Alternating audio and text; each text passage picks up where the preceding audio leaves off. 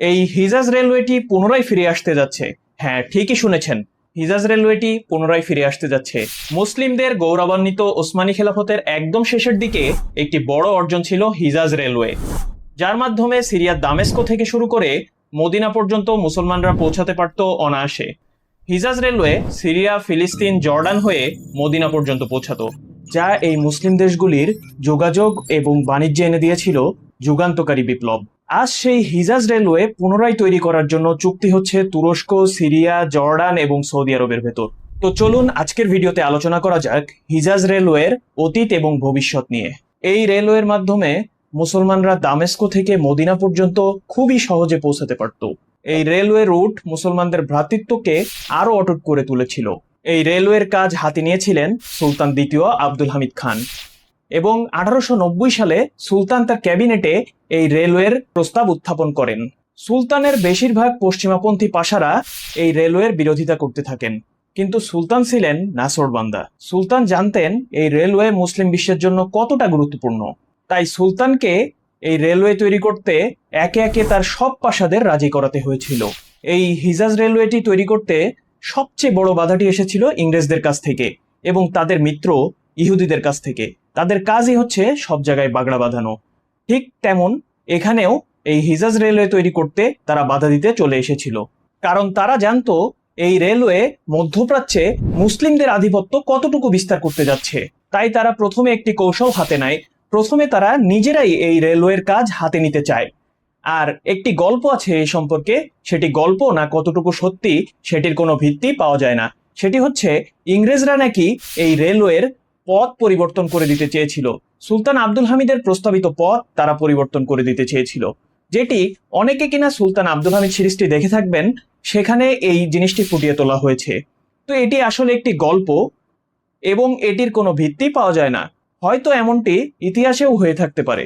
তাদের উদ্দেশ্য ছিল হিজাজ রেলওয়েকে তার মূল উদ্দেশ্য থেকে পথহারা করা, কারণ সুলতানের উদ্দেশ্য ছিল মুসলিমদের জন্য গুরুত্বপূর্ণ শহরগুলোতে পৌঁছানো এবং মুসলিম হজ যাত্রীদের সহজে মদিনা পর্যন্ত পৌঁছে দেয়া এবং মুসলিমদের বাণিজ্য সহজ করা। পরবর্তীতে সুলতান আব্দুল হামিদ এই হিজাজ রেলওয়ের কাজ জার্মানদের হাতে তুলে দেন। অনেক চড়াই উতরাই পার করে 1900 সালে 2রা মে সুলতান আব্দুল হামিদ এই রেলওয়ে তৈরির একটি ডিক্রি প্রস্তাব করেন বা ডিক্রি জারি করেন, এবং 1908 সালে 8 বছরের হাড় পরিশ্রম খাটুনির মাধ্যমে এই রেলওয়েটি বাস্তবায়িত হয়েছিল এবং এই রেলওয়ের ম্যাক্সিমাম স্টেশনগুলো তৈরি সম্পন্ন হয়েছিল। পরবর্তীতে 1917 সালে ফিলিস্তিনের হাইফাতে এই রেলওয়ের রুট এক্সটেন্ড করা হয়, অর্থাৎ এই রেলওয়ের আরেকটি স্টেশন সেখানে বাস্তবায়িত করা হয়। তার মাধ্যমে এই রেলওয়েটি সেই সময় সবচেয়ে বেশি অর্থাৎ 1750 কিলোমিটার মাত্রা অর্জন করেছিল। হিজাজ রেলওয়ের প্রধান প্রকৌশলী ছিলেন জার্মান প্রকৌশলী হেনরিক অগস্ট মেইসনার। পরবর্তীতে সুলতান আব্দুল হামিদ তাকে পাশা খেতাব দেন এবং তিনি মেইসনার পাশা নামে পরিচিত ছিলেন।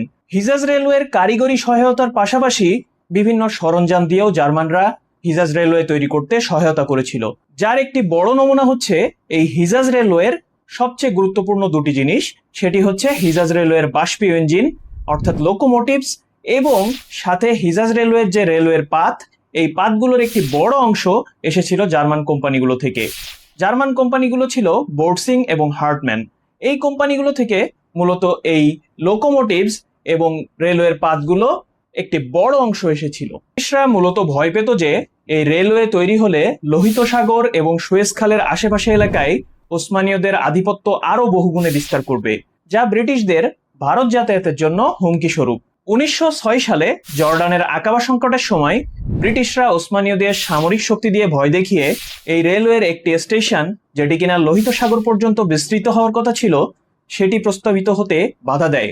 সুলতান চেয়েছিলেন এই রেলওয়ে নিজেদের অর্থায়নে তৈরি হোক এবং সম্পূর্ণ স্বাধীনভাবে এই রেলওয়েটি তৈরি করা হোক, এবং সুলতানের সেই চাওয়া থেকেই সুলতান তার বিভিন্ন অঞ্চলের ধর্মপ্রাণ মুসলিমদের খবর পাঠান যে এই রেলওয়ের জন্য দান সাদগা করতে, এবং রেলওয়ের জন্য সুলতান একটি ওয়াকফ খোলেন। সেই ওয়াকফতে বিশ্বের বিভিন্ন প্রান্তের ধর্মপ্রাণ মুসলিমরা দান করতে শুরু করে। নারীদের দানও এক্ষেত্রে ফেলে দেওয়ার মতো নয়। দান থেকে পিছিয়ে ছিল না ভারতবর্ষের মুসলিমরাও। ভারতবর্ষের মুসলিমদের এই দান নিয়ে একটি কথা বা একটি কাহিনী রয়েছে। সেই কাহিনীটি হচ্ছে, একজন ধর্মপ্রাণ মহিলা তিনি দান করতে চেয়েছিলেন এই হিজাজ রেলওয়েতে। হিজাজ রেলওয়েতে দান করার সময় তার একমাত্র সম্বল তার কানের দুল, সেই কানের দুলটিও দিতে তিনি দ্বিধাবোধ করেননি, এবং তার কানের দুলটি পুরাতন হওয়ায় কানের সাথে এমনভাবে লেপ্টে ছিল যে দুলটি কান থেকে ছাড়াতে চাচ্ছিল না, এবং তখন তিনি কানে একটি হ্যাচকা টান মেরে সেই দুলটি খুলে নেন এবং কান ছিঁড়ে রক্ত বের হতে থাকে। সেই রক্ত বের হওয়া সত্ত্বেও তিনি সেদিকে নজরদারি না করে তিনি তার কানের দুলটি দান করেন হিজাজ রেলওয়ের জন্য। তারা জানতেন যে মুসলমানদের জন্য এই হিজাজ রেলওয়ে কতটুকু গুরুত্বপূর্ণ এবং মুসলিমদের আধিপত্য বিস্তারে হিজাজ রেলওয়ের বিকল্প নেই। অর্থাৎ হিজাজ রেলওয়ে তৈরি হয়েছিল মুসলমানদের রক্ত ও ঘাম এক করে, যা মুসলমানদের হজ যাত্রাকে আরো সহজ করে তুলেছিল এবং মুসলিম দেশগুলির ভেতরে বাণিজ্যিক বিনিময়কে নিয়ে গিয়েছিল এক উন্নতির শিখরে। সিরিয়ার দক্ষিণ অংশ থেকে শুরু করে হাওরান পর্যন্ত এলাকা ছিল উর্বর কৃষি জমির। এই উর্বর কৃষি জমি এলাকা থেকে ধান, গম, বার্লি থেকে শুরু করে অনেক ফসল উৎপাদিত হতো, যা এই রেলপথ ব্যবহার করে আরব উপদ্বীপের অন্যান্য শুষ্ক অঞ্চলগুলোতে সরবরাহ করা হতো। মদিনার বিখ্যাত খেজুর থেকে শুরু করে বেদুইনদের পালিত গবাদি পশু, এই সবগুলোই এই রেলওয়ের মাধ্যমে মুসলিম বিভিন্ন দেশে সরবরাহ করা হতো। দামেস্কো থেকে মদিনা পর্যন্ত সংযোগকারী এই রেলওয়েটি প্রথম বিশ্বযুদ্ধের আগ পর্যন্ত খুবই স্বতঃস্ফূর্তভাবে চলাচল করেছিল। 1918 সালের এপ্রিল মাসের শুরুতে এই রেলওয়ে শেষ ট্রেনটি ছেড়ে যায় এবং তারপরে ধারাবাহিক হামলার মাধ্যমে এই রেলওয়েটি পুরোপুরিভাবে অবরুদ্ধ হয়ে যায়। 1920 সালে এই রেলওয়ের মূল লাইনটি আনুষ্ঠানিকভাবে বন্ধ ঘোষণা করা হয়। সিরিয়ার দামেস্কো থেকে শুরু করে জর্ডানের আম্মান পর্যন্ত রেলওয়ের এই অংশটুকু অনেক পর পর্যন্ত চালু ছিল। সিরিয়ার গৃহযুদ্ধ শুরু হওয়ার কারণে 2011 সালের শুরুতে রেলওয়ের এই অংশটিও বন্ধ হয়ে যায়।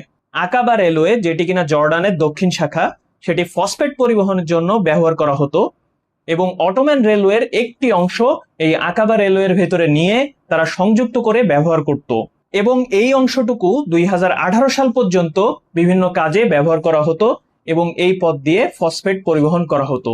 প্রথম বিশ্বযুদ্ধের সময় টি.ই. লরেন্স, যে কিনা লরেন্স অফ আরাবিয়া নামে খ্যাত, সেই লরেন্স অফ আরাবিয়া বা টি.ই. লরেন্স, তার নেতৃত্বে এই রেলওয়েটি বা এই রেলওয়ের স্টেশনগুলিকে ধ্বংস করে দেয়া হয়, যাতে করে অটোম্যানরা তাদের রসদ বোঝাই মালবাহী ট্রেনগুলো বিভিন্ন প্রান্তে বহন করতে না পারে। আমরা জানি অটোম্যানরা বা উসমানীয়রা এই সময় প্রথম বিশ্বযুদ্ধের সময় জার্মানির পক্ষে অবস্থান করছিল, অর্থাৎ ইংরেজদের বিরুদ্ধে অবস্থান করছিল। এই টি.ই. লরেন্স বা লরেন্স অফ আরাবিয়ার নেতৃত্বে রেলওয়ের 207টি ব্রিজ ধ্বংস করে দেয়া হয় এবং রেলওয়ের অবকাঠামো ভালোভাবে ধ্বংস করে দেয়া হয়, যাতে করে এই রেল লাইন দিয়ে কোনো রেল বা মালবাহী ট্রেন চলাচল না করতে পারে। 1904 সালে হাইফার কাছাকাছি অবস্থিত বালাদ আল শেখ স্টেশনটি নির্মিত হয়েছিল, কিন্তু প্রথম বিশ্বযুদ্ধের সময় এটিকে ইচ্ছাকৃতভাবে গুড়িয়ে দেয়া হয়।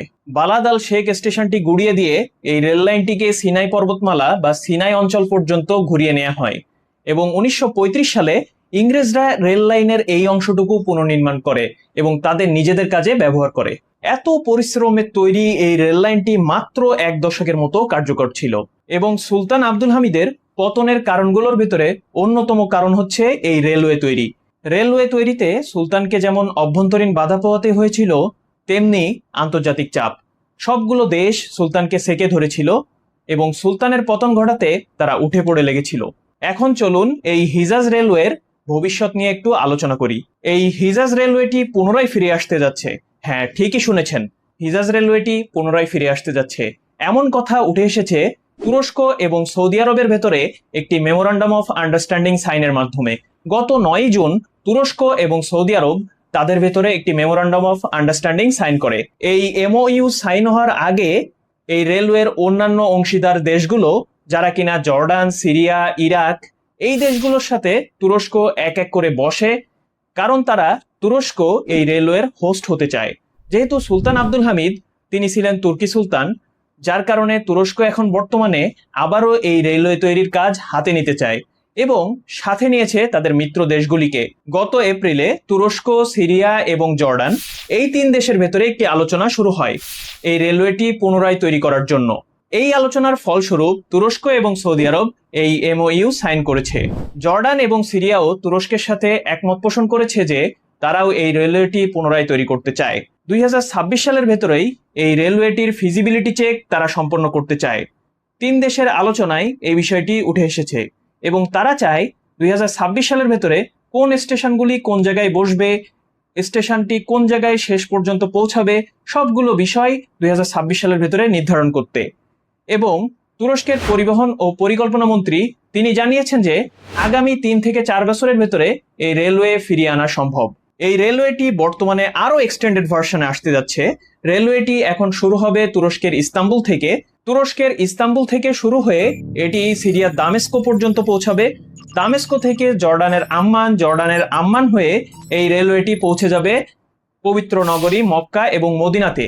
আগে এই রেলওয়েটি মদিনা পর্যন্ত পৌঁছালেও সুলতান আব্দুল হামিদের ভিশন ছিল এই রেলওয়েটিকে মক্কা পর্যন্ত নিয়ে যাওয়া, যেটি বর্তমানে তুরস্ক, সৌদি আরব, জর্ডান এবং সিরিয়া এই নতুন রেলওয়ে প্রজেক্টে হাতে নিয়েছে এবং তারা চায় এই রেলওয়েটিকে মক্কা পর্যন্ত নিয়ে যেতে।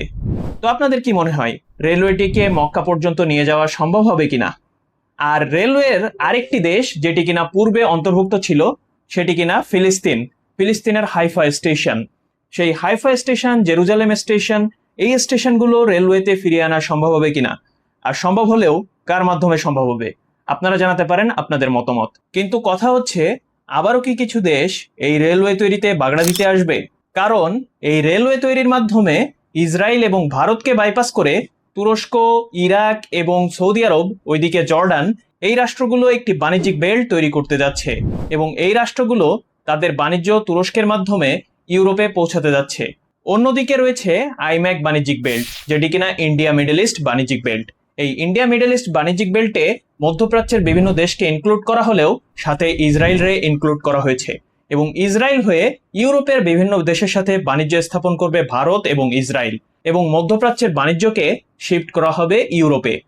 তো এই আইম্যাক বাণিজ্যিক বেল্টকে বাইপাস করে তুরস্কের এই নতুন প্রস্তাবিত বাণিজ্যিক বেল্ট, যেটি কিনা মিডল ইস্টে একটি প্রভাব বিস্তার করতে যাচ্ছে, সেই বাণিজ্যিক বেল্টকে এই যে রেলওয়ে অর্থাৎ হিজাজ রেলওয়ে, সেই হিজাজ রেলওয়ের মাধ্যমে এই বাণিজ্যিক বেল্টে এক যুগান্তকারী পরিবর্তন আনা সম্ভব। আর এদিকে তুরস্কের তৈরি বাণিজ্যিক বেল্ট, যেটি কিনা মিডল ইস্টকে ইনক্লুড করে তুরস্কের মধ্য দিয়ে বিভিন্ন দেশে, ইউরোপের বিভিন্ন দেশে মিডল ইস্টের বাণিজ্যকে শিফট করতে যাচ্ছে, অর্থাৎ মিডল ইস্টের বিভিন্ন পণ্যকে ট্রান্সফার করতে যাচ্ছে, সেটি হতে পারে এই হিজাজ রেলওয়ের একটি পরিপূরক। অর্থাৎ হিজাজ রেলওয়ের মাধ্যমে এই বাণিজ্যিক বেল্টকে আরো সুন্দরভাবে তুরস্ক ইউরোপে স্থাপন করতে যাচ্ছে।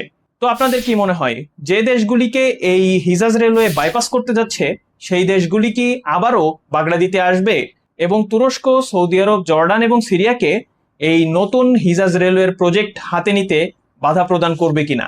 তো আপনাদের মতামত জানাতে পারেন আমাদের কমেন্টে। আজকের ভিডিও এখানেই শেষ করছি। আরো এই ধরনের ডিফেন্স ও জিওপলিটিক্স রিলেটেড ভিডিও পেতে আমাদের সাথেই থাকুন। ডিফেন্স ডাইনামিক্স সত্য প্রচারে কুণ্ঠিত বোধ করে না। ভালো থাকুন, সুস্থ থাকুন। আসসালামু আলাইকুম ওয়া রাহমাতুল্লাহি ওয়া বারাকাতুহু।